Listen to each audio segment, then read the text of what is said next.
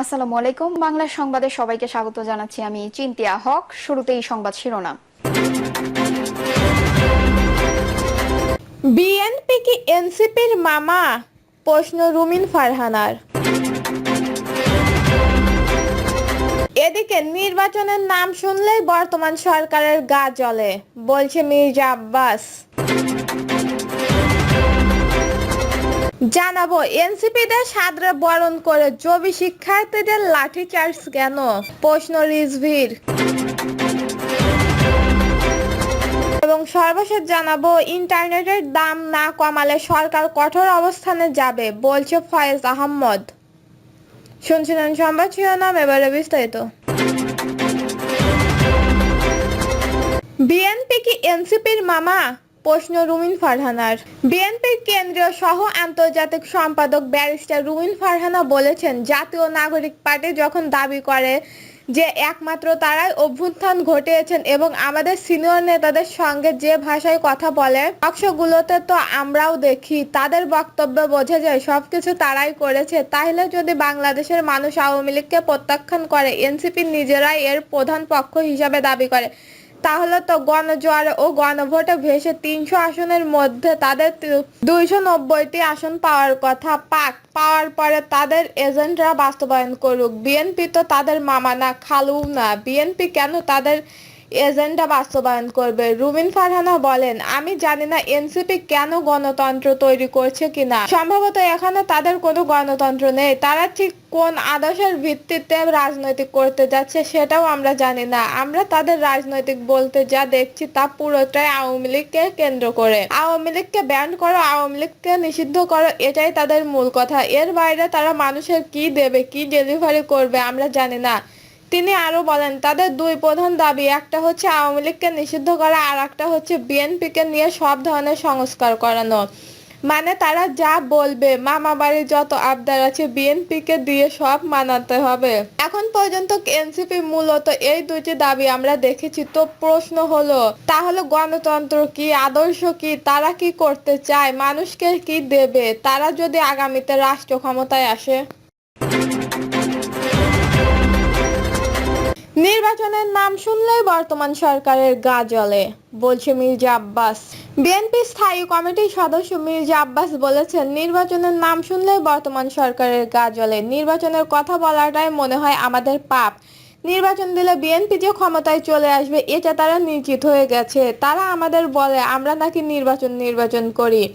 তাহলে আমরা গত 17 বছর কি জন্য আন্দোলন করেছি? মানুষের ভোটাধিকার এবং নির্বাচনের জন্যই তো আমরা আন্দোলন করেছি। তিনি বলেন, আওয়ামী লীগ দেশ থেকে হাজার হাজার কোটি টাকা পাচার করেছে, এটা সত্য, কিন্তু গত 8 মাসে দেশ থেকে 90,000 কোটি টাকা পাচার হয়েছে। কারা এসব টাকা পাচার করেছে? দেশে অনেক চাঁদাবাজি হয়েছে। বিএনপি তো এখন ক্ষমতায় নেই, তাহলে চাঁদাবাজি করছে কারা? বর্তমান সরকারের লোকজনরাই চাঁদাবাজির সঙ্গে সম্পৃক্ত রয়েছে। বিএনপির মধ্যে এখন কোনো চাঁদাবাজি নেই। আমি বর্তমান সরকারকে বলতে চাই, যেই চাঁদাবাজি করুক, বুকে সাহস থাকতে আপনারা তাদেরকে ধরে ফেলুন। আমরা জানি আপনাদের সেই সাহস নেই, কারণ বর্তমানে যারা সরকারে আছে তাদের সাঙ্গপাঙ্গরাই এখন চাঁদাবাজি করছে। মির্জা আব্বাস বলেন, আগে বিএনপির শত্রু ছিল আওয়ামী লীগ, এখন বিএনপি অনেক শত্রু হয়ে গেছে।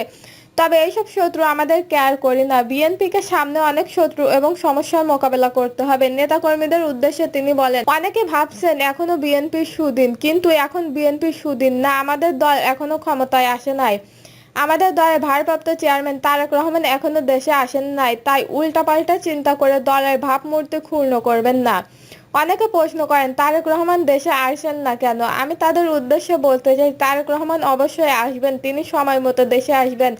মাথায় রাখতে হবে, আমাদের নেতা জিয়াউর রহমানকে হত্যা করা হয়েছিল, তাই আমাদের নেতা তারেক রহমান ভেবে চিন্তে এগোতে হবে। তিনি দেশে না এসে বিদেশে বসে বিএনপি অনেক শক্তিশালী করেছেন। তিনি আরো বলেন, আমাদের নেতাকর্মীদের সাথে সম্পর্ক করে কিছু সুবিধাভোগী প্রতারক চাঁদাবাজিদের দখলবাজি করছে, যার বদনাম বিএনপির ঘাড়ে আসছে। আমাদের নেতাকর্মীদের সজাগ দৃষ্টি রাখতে হবে। কোনোভাবে চাঁদাবাজ বা দখলবাজদের অপকর্ম করতে দেওয়া যাবে না। দলের নাম ভাঙিয়ে যারা অনৈতিক কর্মকাণ্ড করবে তাদেরকে আইনের হাতে তুলে দেওয়া হবে। ছদ্মবেশী আওয়ামী লীগকে আমাদের দলে ঢুকতে দেওয়া যাবে না। তিনি বলেন, আওয়ামী লীগ আমলে মিডিয়ার কোনো স্বাধীনতা ছিল না, বর্তমান সরকার আমলেও মিডিয়ার কোনো স্বাধীনতা নেই।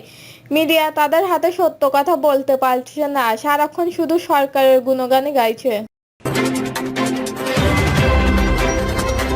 এনসিপিদের সাদরে বরণ করে জবি শিক্ষার্থীদের লাঠিচার্জ কেন, প্রশ্ন রিজভির। অন্তর্বর্তীকালীন সরকারকে উদ্দেশ্য করে বিএনপি সিনিয়র যুগ্ম মহাসচিব অ্যাডভোকেট রুহুল কবির রিজভী বলেছেন, আপনারা কাদের প্রতিনিধিত্ব করছেন সেটা আমরা জানি না, আপনাদের আমরা সমর্থন করছি, এখনো করে যাচ্ছি, কিন্তু এনসিপি যখন যমুনার দিকে যায় তখন তাদেরকে সাদরে বরণ করেন। রিজভী বলেন, ৩-৪ দিন আগে দেখলাম আওয়ামী লীগ নিষিদ্ধের দাবিতে তারা গেলেন, তাদেরকে সাদরে বরণ করলেন, আর জগন্নাথ বিশ্ববিদ্যালয়ের ছেলেরা যখন তাদের ভাষণের জন্য গেল তখন আপনারা তাদের উপহার দিলেন লাঠিচার্জ, টিয়ার গ্যাস ও সাউন্ড ক্যান্ডেল। অন্তর্বর্তীকালীন সরকারের দায়িত্ব আপনারা রয়েছেন, আপনাদের সুশীল সমাজের লোক, কিন্তু আপনাদের আচরণের মধ্যে এই দ্বিধাচারিতা কেন, আপনাদের আচরণের মধ্যে এই বিভাজন কেন? অন্তর্বর্তীকালীন সরকারকে উদ্দেশ্য করে রিজভী বলেন, পুরো দেশে অশান্তি ভরে উঠেছে, অনেকে ষড়যন্ত্র চক্রান্ত করছে, আপনারা সেই দিকে না তাকিয়ে কি নিজেদের মতো দেশ চালাচ্ছেন? কিন্তু ওই যে ফ্যাসিস্টবাদের পতন হয়ে পালিয়ে গেছে, তাদের মতন দেওয়ার অনেক শক্তি রয়েছে এখন, যারা তাদের শক্তি দিয়েও যাচ্ছে। সুতরাং জানে বামে সব দিকে তাকিয়ে যথাযথভাবে দেশ শাসন করুন, না হলে কেউ রক্ষা পাবেন না। কোনো বিশেষ রাজনৈতিক দল বা কোনো আদর্শ প্রতিষ্ঠিত করতে গেলে আপনাদেরকে কিন্তু জনগণ ধরে ফেলবে। তিনি বলেন, আজ 5 আগস্টের পর এক পরিবর্তন পরিস্থিতি, আমরা সবাই একটু স্বস্তিতে থাকতে চেয়েছি। বিশ্ববিদ্যালয়ের ক্যাম্পাসের শিক্ষক ছাত্ররা নির্বিঘ্নে ক্লাসে যাবে, ক্লাস শেষে বের হবে। এখানে কেন বিশ্ববিদ্যালয়ে অরাজকর পরিস্থিতি? তরুণ ছাত্রদের রাশ ক্যাম্পাসের মধ্যে চলছে, রক্ত ঝরছে। এখন তো আর আওয়ামী লীগের দোসররা নেই, এখন যারা ক্ষমতায় আছেন সকলের বিরোধী দলের, যারা গণতন্ত্রের জন্য লড়াই করেছেন, তারা সমর্থন করেছেন, তাদের এখন কেন লাশ পড়বে? গত পরশুদিন রাত 12টার সময় ছাত্রদের নেতা সাম্যকে ছুরিঘাত করে হত্যা করা হয়েছে। সাম্য হলো একটি সম্পদ, কেউ রয়েছে, কেউ অন্যায় করেছিল সাম্য?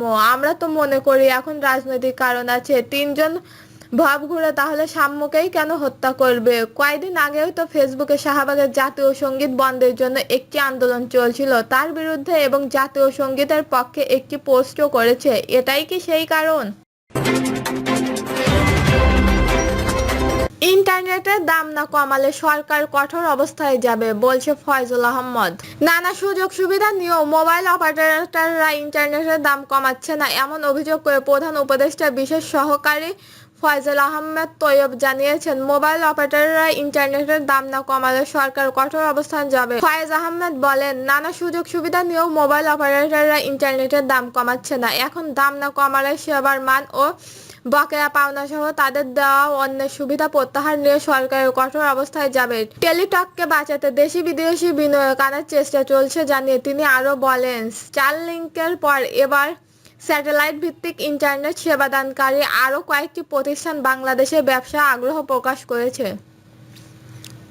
দর্শক, এই ছিল এখনকার সর্বশেষ নিউজটি ভালো লাগলে একটি লাইক দিন, কমেন্টে আপনার মতামত জানান এবং আমাদের পাশে থাকার জন্য বেল বাটনটি অন করে রাখুন। ধন্যবাদ।